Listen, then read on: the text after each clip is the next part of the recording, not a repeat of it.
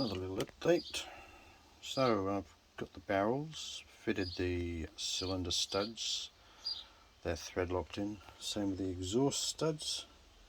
There's one new one, the other three came with the bike. One was slightly bent but I managed to straighten it out in the vise. Got all the power valves assembled, so they're all nice and smooth now. Both of them rather smooth. Now this one's still got a bit of axial play, but what I'm hoping is that when I put the two barrels on and then the coupling, I'll make sure that this power valve is over in this direction rather than pushed in, because that's the correct location it should be when you look in the port. It's just about flush. You don't want it like that, pushed in, giving you that edge. You want it out there. Now I did try putting a spring on the end of the shaft. Where is it? There it is. So I got the spring and cut it down, started cutting it down progressively until it was about the right length, and that worked really well, pushing the power valve over to the center. But it did impede the motion of the power valve. So I will try the coupling and see how that goes.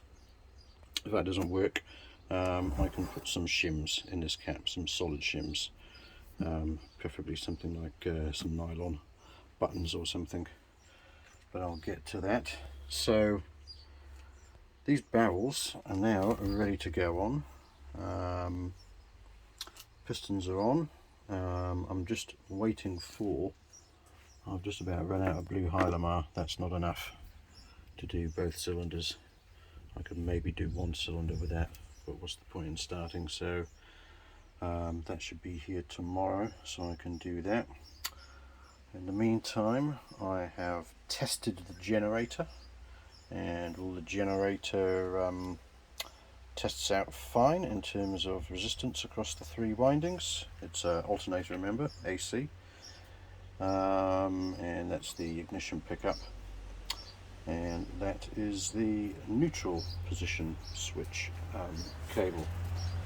So it's now basically ready for the flywheel to go on, but I won't do that until I get the barrels and the head on, because you never know, it might need to come apart again, and I don't want to put that flywheel on and then have to pull it off because it's on a taper, on a keyed taper.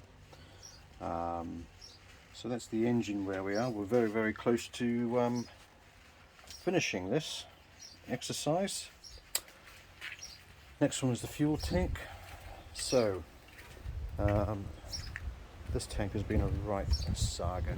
I've been playing for weeks trying to get this profile right, and it's about as right as I'm going to get it without putting any gloss coat on. It feels fine. When you spray it with the undercoat, it looks fine. But yeah, you won't really tell until you get a nice shiny surface on it, and then you'll be able to tell for sure. So this has now got about 5 litres of fuel in it, and so what I've been doing is just doing its final flush of rust. So I did that with a bunch of stainless nuts and bolts and stuff, and with petrol. So this is it's had a petrol flush and then a refill with a few litres of petrol, and I've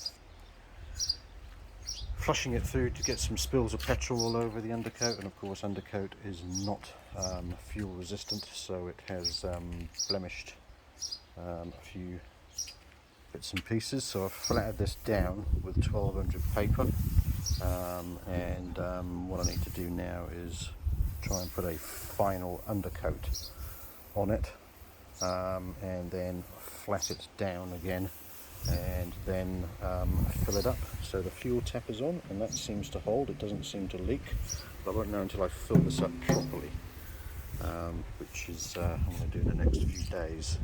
So I'm going to give this a final undercoat, give it a little flat off after that, fit the fuel cap and then we will go from there basically and fill it full of fuel, and that will be its final test, if you like, to make sure that it will hold fuel.